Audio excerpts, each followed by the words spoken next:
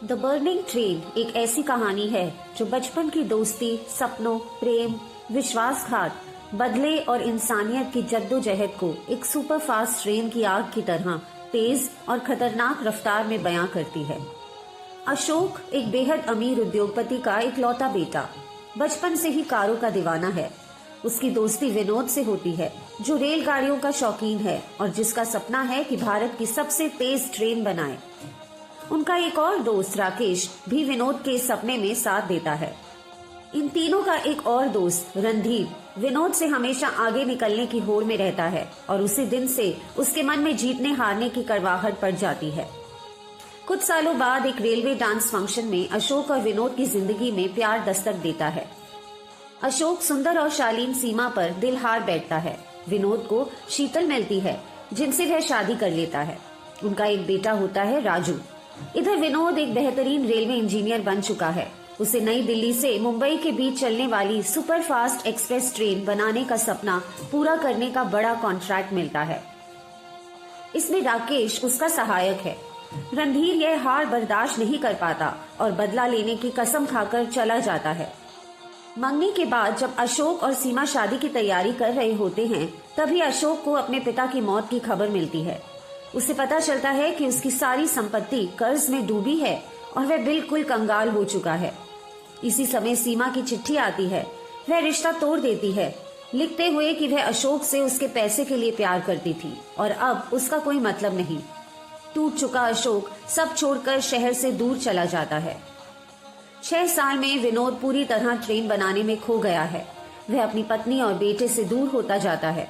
शीतल तंग आकर बेटे राजू को ट्रेन में बैठाकर भेज देती है और खुद विनोद को छोड़कर चली जाती है।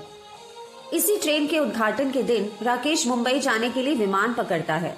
नई दिल्ली से ट्रेन चलने लगती है और उसमें अनेकों किरदार सवार होते हैं। कोई भक्त, पंडित, स्कूल टीचर, छात्र, एक भागी हुई लड़की, छोटा मोटा चोर रवि, टिकट रहित यात्री और सीमा भी। उसी ट्रेन में अशोक भी चुपके से चढ़ता है ताकि अपने दोस्त विनोद की सफलता देख सके, लेकिन सीमा को वहां देखकर वह टूट जाता है। मथुरा स्टेशन पर रणधीर इंजन में टाइम बॉम्ब लगा देता है और ट्रेन के ब्रेक सिस्टम को भी नाकाम कर देता है। ट्रेन तेजी से मौत की ओर बढ़ रही है और किसी को भनक भी नहीं।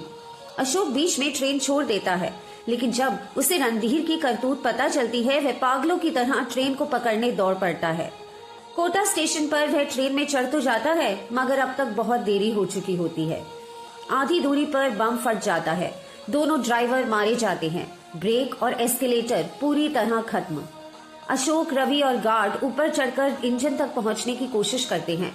विनोद रेडियो के जरिए निर्देश देता है, लेकिन किचन में घबराए हुए रसोइये गैस खुला छोड़ भाग जाते हैं।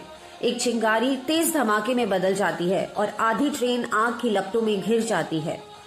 गार्ड, रसोइये और कई यात्री मारे जाते हैं।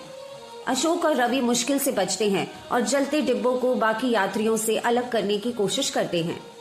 इसी अफरा तफरी में सीमा बताती है कि उसने पैसों की वजह से नहीं, बल्कि अशोक को इसीलिए छोड़ा था क्योंकि तीर्थ यात्रा से लौटते वक्त एक एक्सीडेंट के कारण उसका एक पैर काटना पड़ा था और वह अशोक पर बोझ नहीं बनना चाहती थी। रवि और नीतू एक दूसरे के करीब आते हैं। शीतल विनोद के पास वापस आती है और उसे हिम्मत देती है कि वह सबको बचाए। राकेश मुंबई में एक ढलान बनवाने की कोशिश कर रहा है ताकि ट्रेन की रफ्तार कम हो सके, पर समय कम है। विनोद ट्रेन के बराबर चल रही एक इंजन से रस्सी के सहारे ट्रेन में आता है और बताता है कि उसके पास फायर प्रूफ सूट और डायनामाइट है। रणधीर ट्रेन पर जिंदा मिलता है और विनोद को मारने की कोशिश करता है, लेकिन नीचे गिरकर मर जाता है। विनोद, अशोक और रवि जलते डिब्बों से होते हुए इंजन तक पहुंचते हैं। सभी सिस्टम फेल है, कोई उपाय नहीं। अशोक सुझाव देता है, इंजन से बाकी डिब्बों को डायनामाइट से अलग कर दो। विनोद मानने से इनकार करता है, पर राकेश द्वारा बनाई गई ढलान याद आते ही मान जाता है। रवि वापस जाकर सारे यात्रियों को सीट बेल्ट की तरह रस्सियों से बांधने को कहता है। जैसे ही ट्रेन ढलान चढ़ती है, एक जोरदार धमाका होता है। इंजन तेजी से आगे निकलकर मुंबई स्टेशन तोड़ता हुआ सड़क पर जा रुकता है, लेकिन पीछे जुड़ा यात्रियों का हिस्सा धीरे धीरे रुक जाता है और सभी लोग सुरक्षित बच जाते हैं। घायल लेकिन मुस्कुराते अशोक और विनोद हाथ में हाथ डालकर ट्रेन से बाहर निकलते हैं। परिवार, दोस्त, प्रेमी सभी एक दूसरे से मिलते हैं।